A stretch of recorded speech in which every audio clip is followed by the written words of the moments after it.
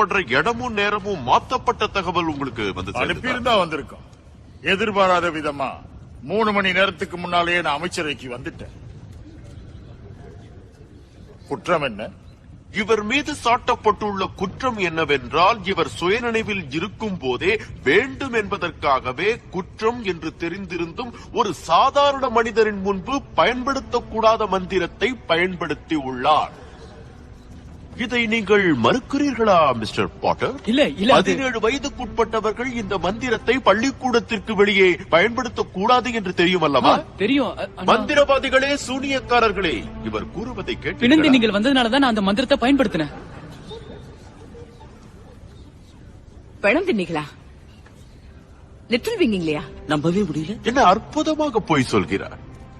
சாதாரண மனிதர்களின் கண்களுக்கு பிணந்தெண்ணிகள் தெரிவது சாத்தியமில்லை.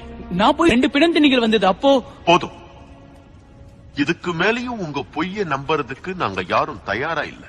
இருந்தாலும் உங்க வாதத்தை உண்மைன்னு நிரூபிக்க உங்ககிட்ட சாட்சிகள் இருக்கா? ஒரு நிமிஷம் அமைச்சரே, இதை நிரூபிக்க சாட்சி என்கிட்ட இருக்கு. தாக்குதலை பத்தி கொஞ்சம் தெளிவா சொல்லுங்க.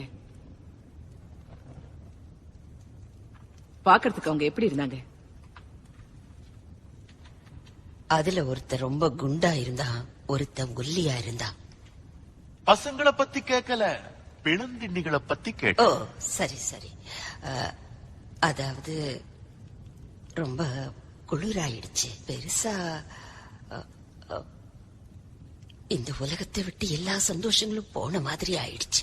மிஸ்ஸஸ் ஃபேக், சாதாரண மனுஷர்கள் வாழற பகுதிக்கு பிணந்திண்ணிகள் போய் மந்திரவாதிகளை தற்செயலா சந்திக்கிறது நம்புற மாதிரி இல்ல.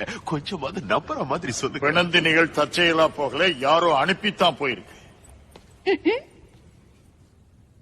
நீங்க சொல்ற ஒரு விஷயம் எனக்கு புரியல ப்ரொஃபசர்.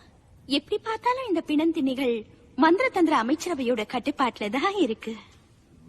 நீங்க சொல்றத வச்சு பார்க்கும்போது அமைச்சரவையே இந்த பிணந்திணிகளை ஹாரி பாட்டர் போய் தாக்குங்கன்னு சொல்லி தூண்டி விட்ட மாதிரில தெரியுது. அப்படின்னு நான் சொல்லல, இப்ப நீங்க தான் சொல்றீங்க. இதுல உண்மையை தெரிஞ்சுக்க அமைச்சரவை முழுமையான விசாரணை நடத்தணும்னு கேட்டுக்கிறேன். எதுக்காக 2 பிணந்திணிகள் ஆஸ்கபானை விட்டு வெகு தூரத்துல சுத்தணும்? அனுமதி இல்லாம எதுக்காக தாக்குதல் நடத்தணும்? இந்த தாக்குதலுக்கு பின்னாடி கண்டிப்பா யாரோ இருக்காங்க.